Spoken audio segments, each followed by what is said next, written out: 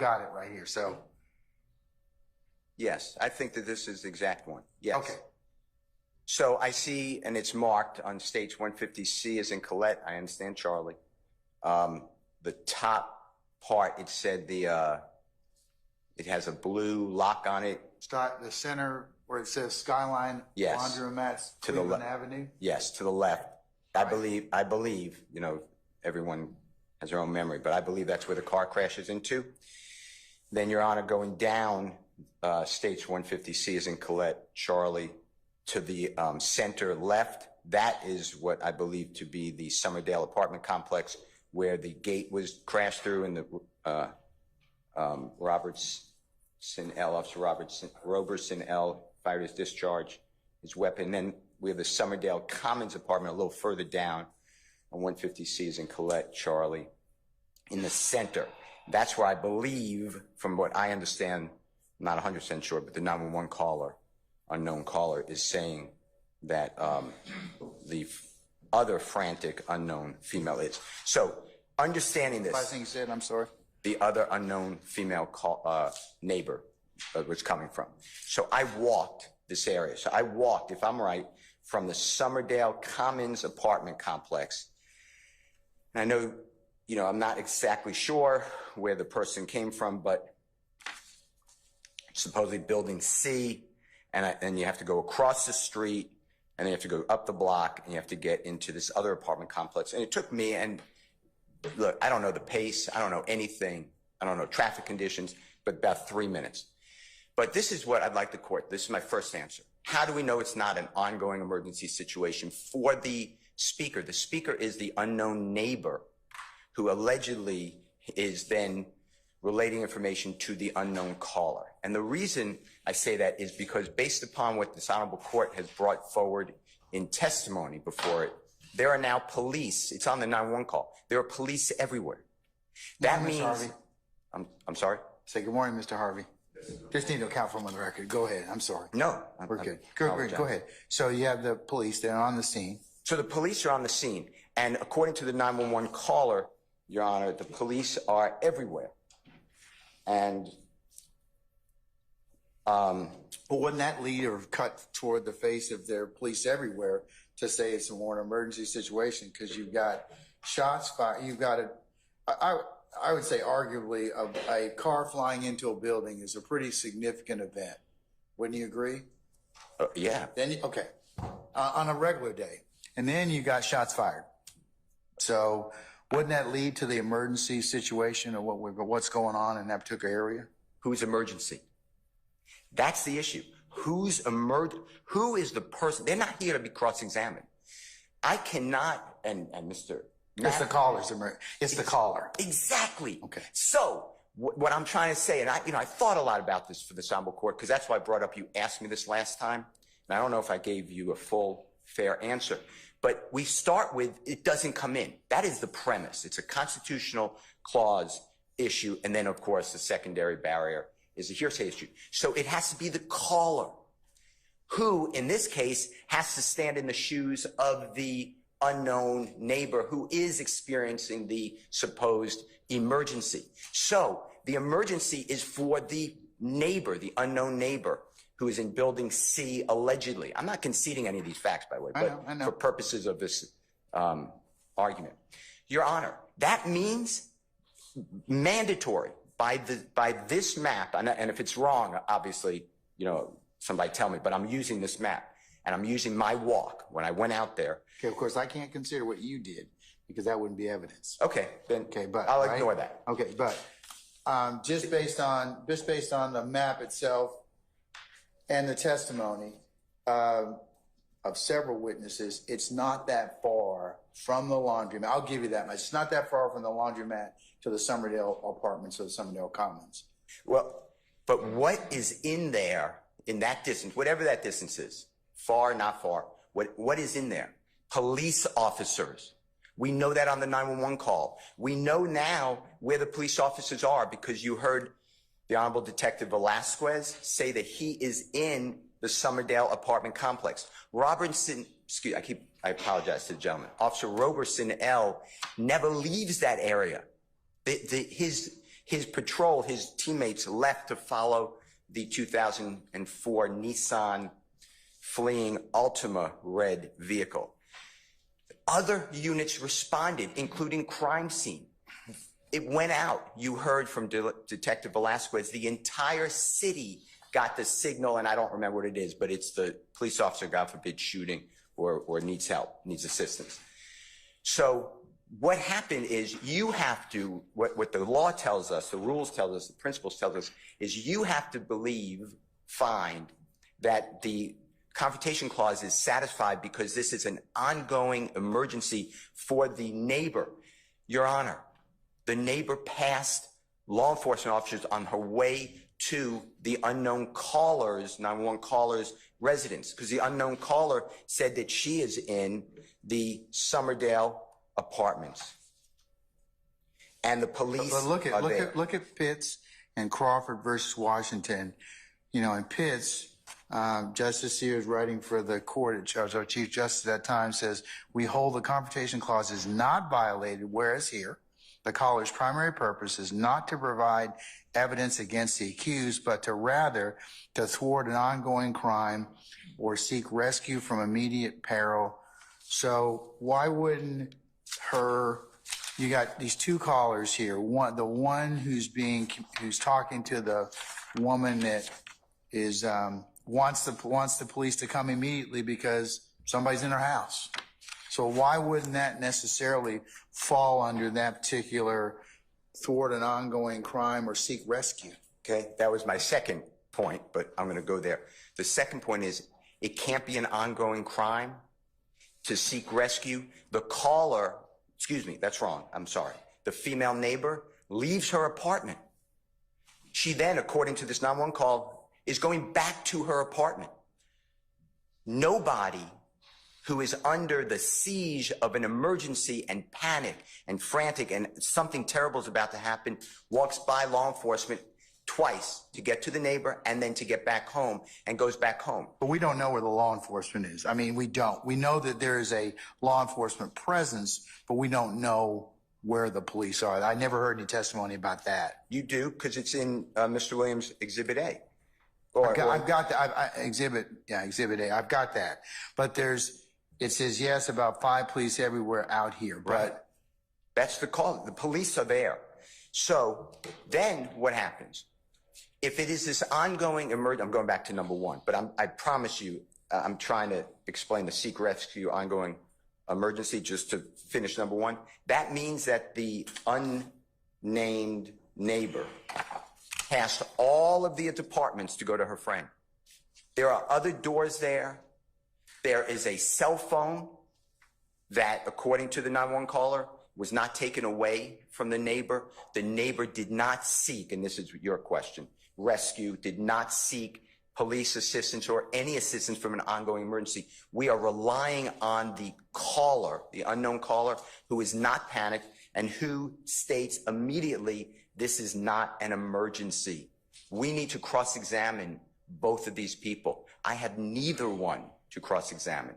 So the fact that the police have an ongoing emergency. okay, well, I get to that only if I decide that first one is the primary purpose to call testimonial. It can't be, in my opinion, it can't be non-testimonial because it is reporting an event. Well, if I decide that it is an emergency, my analysis stops there, right? This is the, well, no. Is that, because if I decide at this point in time from the facts and circumstances that the primary purpose for the call at this point would not be for purposes of prosecution, then it's non-testimonial and the analysis ends. If I determine it's testimonial, then we go to step 2 to decide whether or not either the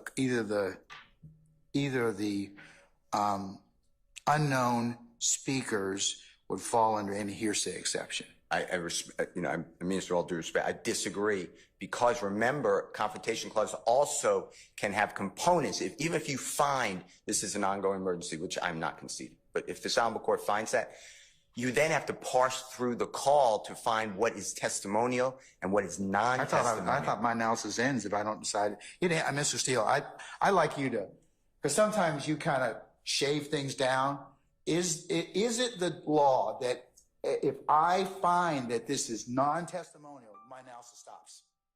I want you to answer me that for me, because I don't want to be mistaken as to the analysis. No. Can I read you from Pitts? It's a direct quote. I assume that you have. I have Pitts, yeah. I have Pitts in front of me. So, Your Honor, this is the second full paragraph from the very end of the opinion, where it says, "Judgment affirmed, all justices occur." Go up 2 paragraphs from there, the second paragraph from there, and it starts with Amy Pitts asserted her marital privilege. Okay, did not testify at trial, thus rendering her unavailable at trial. The trial court admitted, and this is what I'm referring to, Your Honor, the entire recording. And we find no error under the present circumstances. And this is what I stress.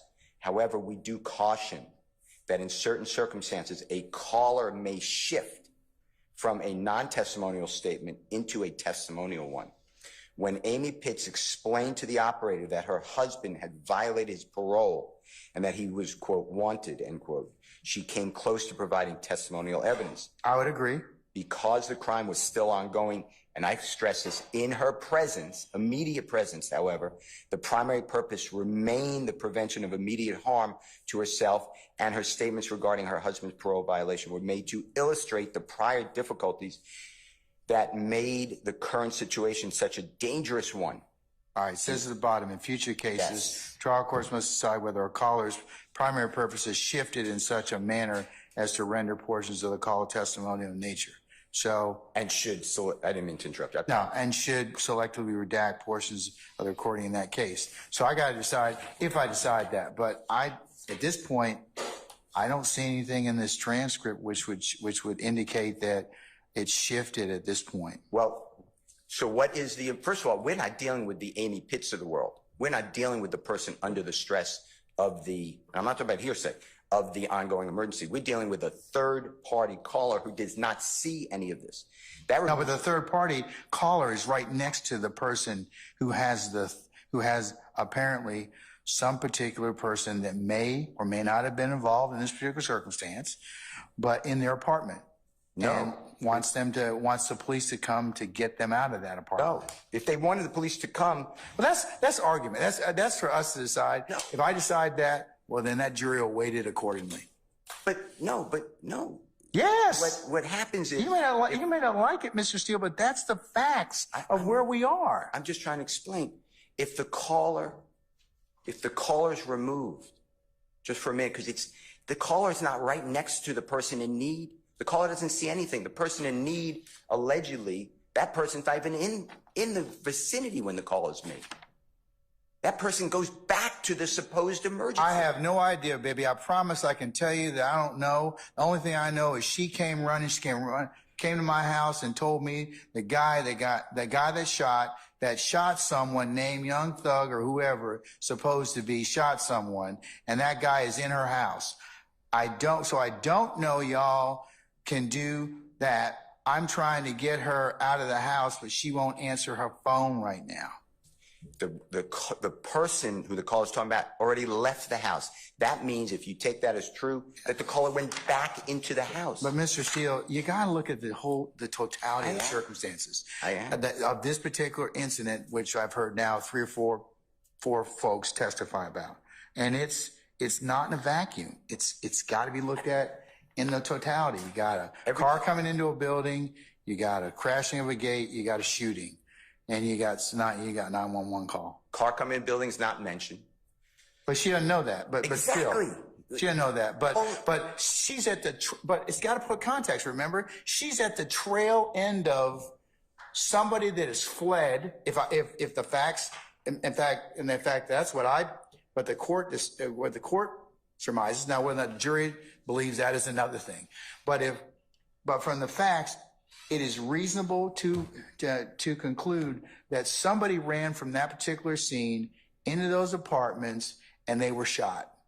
That's what's reasonable under the circumstance. Who was shot? We don't know. Exactly. But that's for them to decide. No. That ain't for me to decide. That's a weight versus admissibility issue. If we can cross-examine. Oh, well, no, it's kind of like Yes. Ordinarily, yes, but this is one of those circumstances that I'm sorry. I'll make a ruling and we'll see what happens. Well, I know what will happen if you make a ruling. I'm going to follow your ruling, but I know that, but it bothers me that you won't be able to do that. But that doesn't make it not inadmissible. this is an un-American trial to allow in a. Why you want to make it un-American? We all follow the rules of evidence, Mr. Steele. Okay, some of them, work out fine. But remember, when you admit evidence, the overarching thing of our rules of evidence is the admissibility of evidence and the highest and best evidence for us to use. Now, depending upon where you fall on the continuum, sometimes that evidence may cut for you and may cut against you. I don't disagree that you don't have a right to confront, but and Crawford and his progeny, guide my direction and my analysis. So that's what I'm going to do. I'm not saying that I don't disagree with you about anything about the fairness or otherwise, but remember, I'm the referee. So I understand. I'm not questioning the Honorable Court. No, I understand. But I want you to understand, I get it, but these are the facts I have. But we may disagree, but let me talk more about the facts, because I keep feeling like I'm not articulating and I'll just going to piggyback on what this Honorable Court just said. The overarching purpose of a trial is for the jurors to have the best and highest evidence. The overarching way that we get the best and highest evidence is through the crucible of cross-examination. That is not only statutory, but constitutional. And what we have here is you potentially will find an ongoing emergency.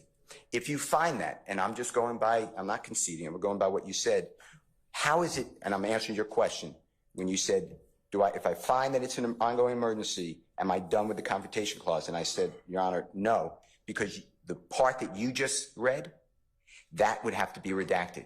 How does that go to an ongoing emergency? By naming Young Thug, how does that go to an ongoing emergency? The caller doesn't know Young Thug. The caller says, the way I listen to it, Young Thug may have been shot or shot someone, however the listener hears that. But she starts with, the question is, so who was shot? I have no idea, baby. I promise you, I can't tell you all that I don't know. The only thing I know is she came running. She came to my house and told me that the guy. Now, why is that? Because you got a present sense impression, or you have or excited utterance of the person who she runs to the house, and then a woman who is conveying this is in a present sense impression as well. So now, whether or not she told her that or not, that's important, because I know it is, but that's for them to decide, because this particular circumstance, it's going to go to weight. It's whatever the jury wants to consider it as. It just is. Then why don't we just let in all recordings? Because I can't do that. Without cross-examination. Because I can't do that. You might be doing it here. Judge Glanville, the Honorable Judge Glanville, look at that. Somebody named Young Thug, or whoever that's supposed to be. That doesn't go to weight. That is testimonial. That does not go to the ongoing emergency. The ongoing emergency is but that's not for the purposes of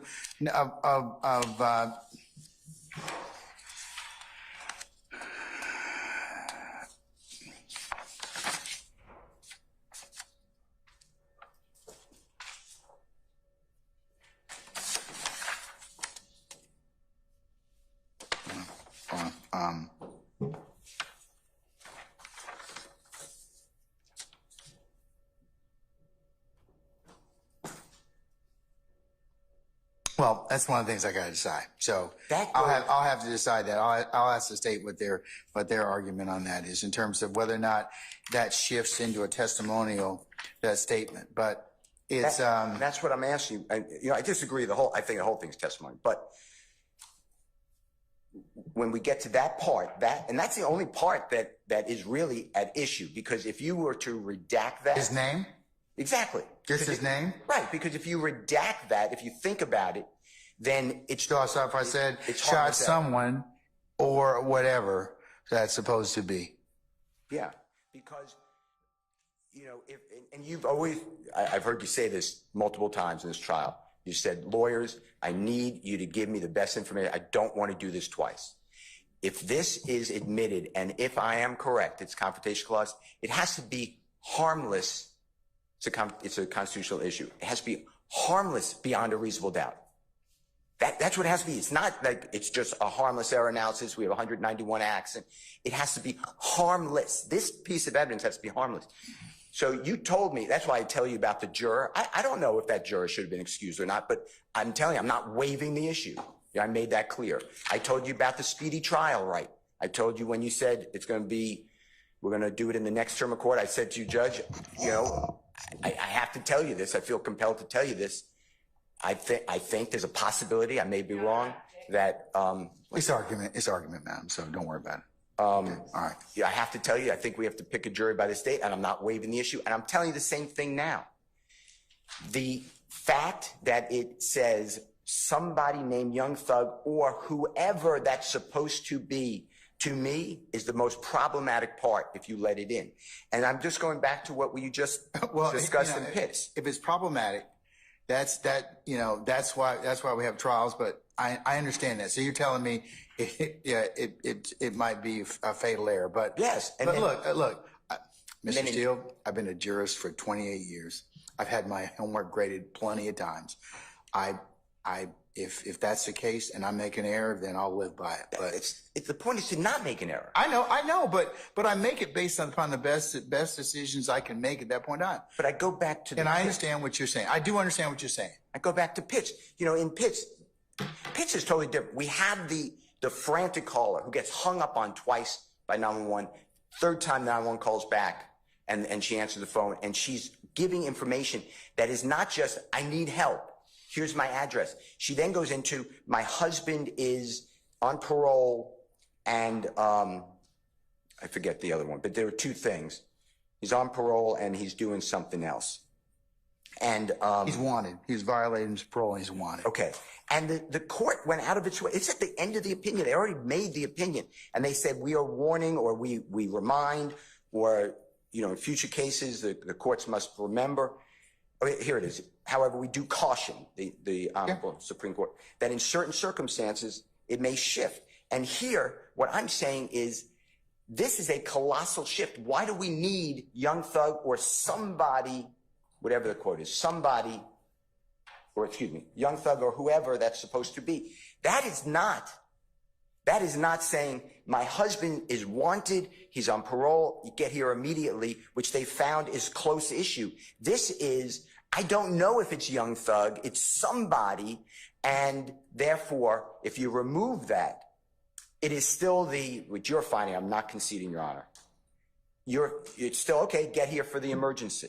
And the state can argue. They're going to have other evidence, by the way, that Mr. Williams was in the car because you haven't heard it, but I don't mind telling you, Mr. Bean will be testifying. He made prior recorded statements. So they'll have the evidence. I'll have to deal with it. But to bring in two people, voices, on a recording of 3 minutes plus seconds that I can't even touch these people.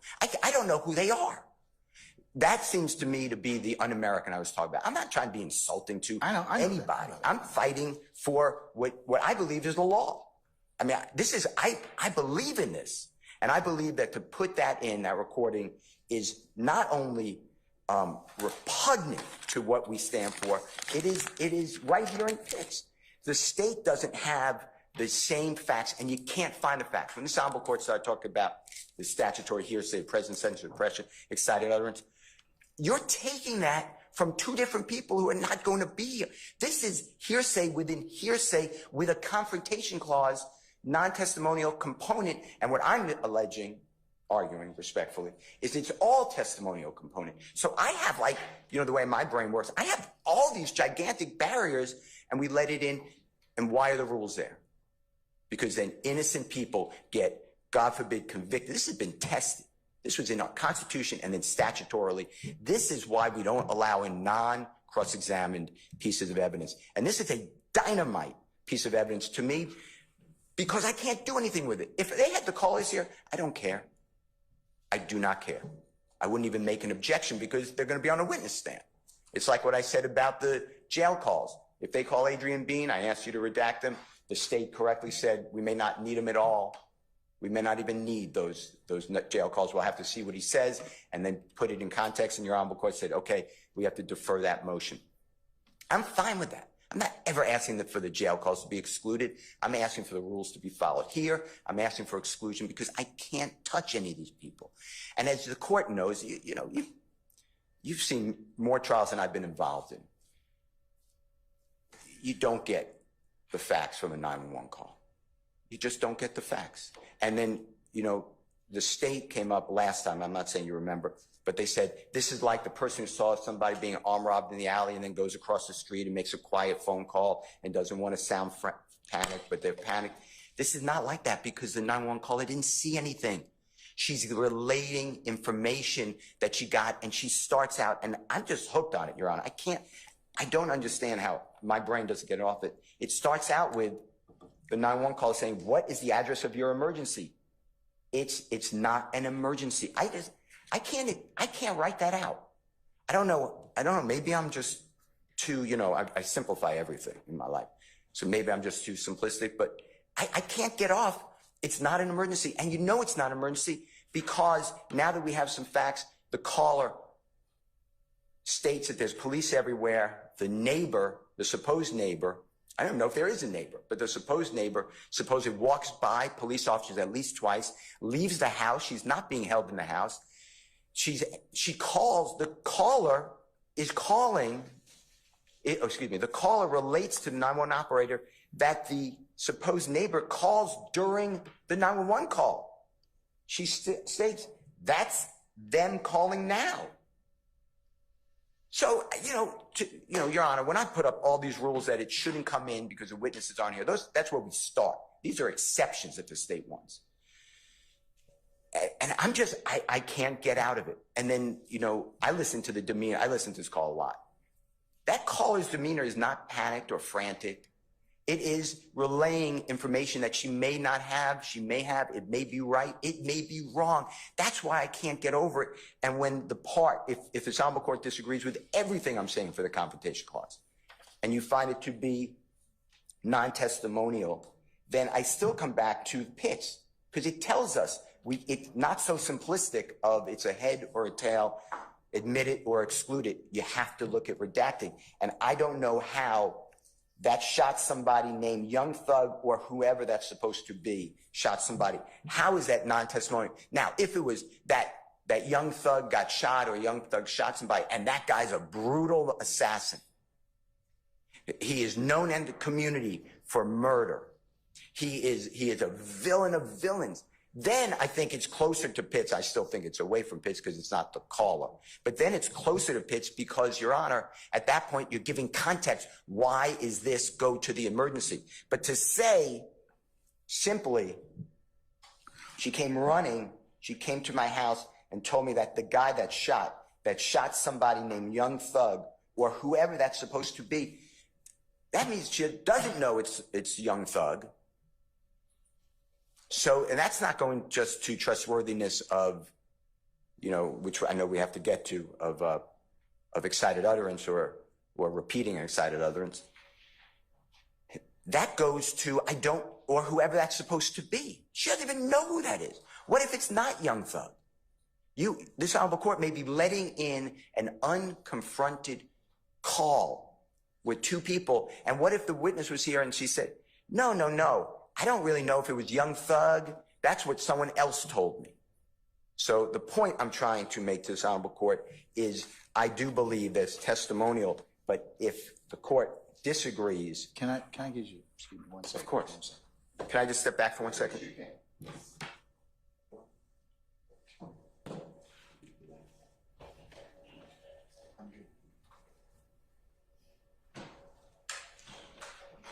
Okay. All right, thank you.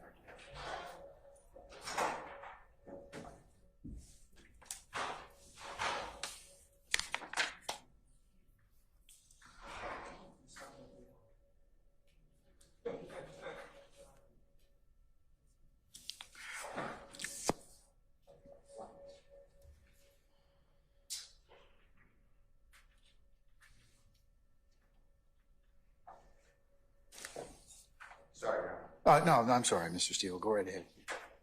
So, the three reasons that, to answer the court's original question, is again, and I heard your potential leading. I'm not saying you made a decision, but I haven't. that it may be an emergency. I don't believe the emergency is created by the circumstances. The emergency is created by the caller, or in this case, I disagree. I fundamentally, I just disagree with that stuff you have going on would be an emergency in the court's opinion.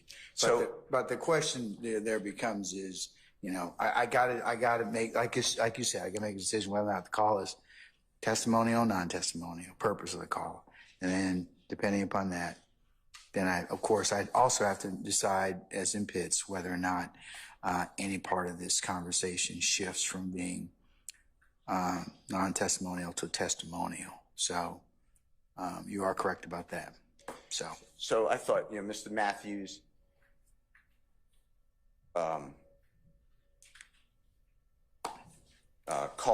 comes to me and states, hey, there's this guy in my apartment, can't get the guy out, has a gun. Has a what? Has a gun. Has a gun. Has a gun. But Mr. Matthews says, but, you know, I'm going to go back to the apartment. Walks by all these police officers both ways.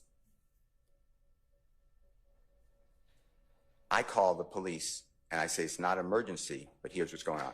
The reason I give you that is, but I don't realize that anything happened with a car slamming into a wall and one person supposedly escaped capture. I just don't realize that. So the emergencies really not have anything to do with the capture. The emergency has to be with Mr. Matthews. Now, if Mr. Matthews carries the day and he says, hey, that's an emergency, and the court finds that, that is one layer. Then, of course, I have to be, I'm the one making the call. I have to be, I'm not going to be present either as a witness, so I have to be in that zone where it's non-testimonial. Now add, and I'm not sure, but I believe that it was the Honorable Max Shard who was in there with the gun. But no information about Max Shard, his background, why it's, and then I say, and I don't know. How is that piece, regardless of everything else, how is that piece about Max Shard not anything but testimony? It goes to, you're calling 911. You're not talking to somebody else. You're calling 911. That is, and by the way, the perpetrator may be Young Thug, may not be Young Thug, by the way, but maybe, and we can't cross. So those are my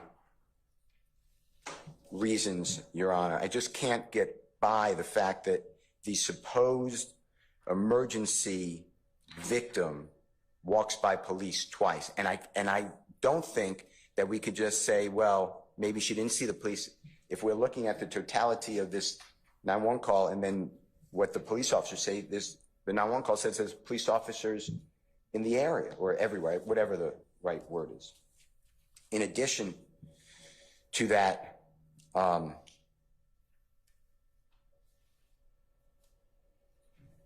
you asked about this is near the place where the incident occurred. There's no evidence the caller knew that. The car slamming into the wall. I have to know that, but it gives context in terms of why or how you got. A jury may decide to believe that, hey, from the testimony that's been deduced so far, that this person actually ran and then posited themselves into this apartment complex, and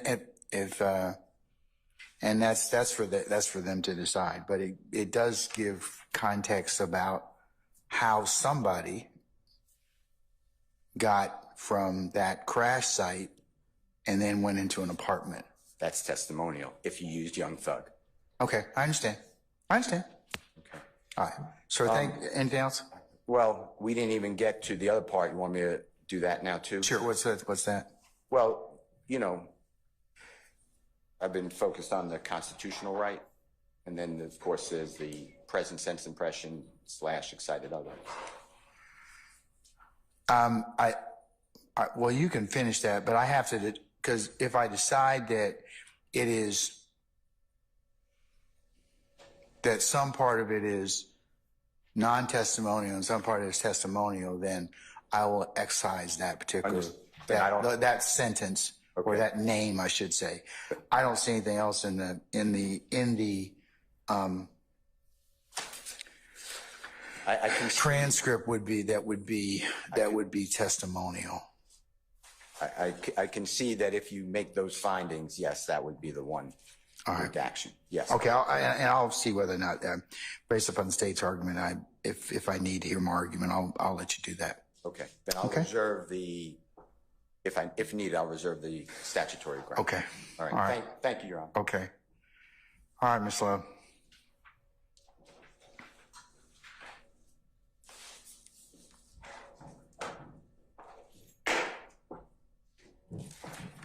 Your Honor, I'll start out by being clear. It is not error.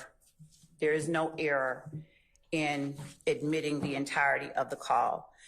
The first words out of Mr. Steele's mouth this morning were in relation to the frantic 911 caller. That's what